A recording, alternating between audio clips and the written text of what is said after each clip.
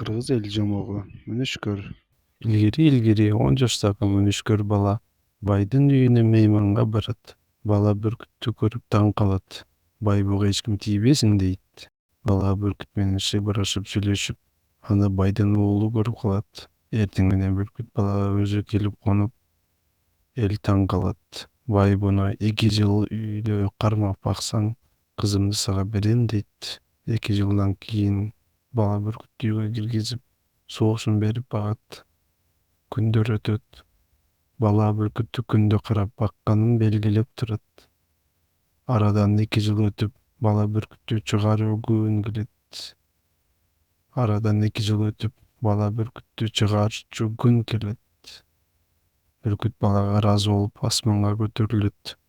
Эл бүркүттүн учуп чыкканын көрүп таң калышат. Бай убадасынан туруп, кызын берүүнү чечет. Байдын кызы жылуу жүзү менен өңүлүп карап турат.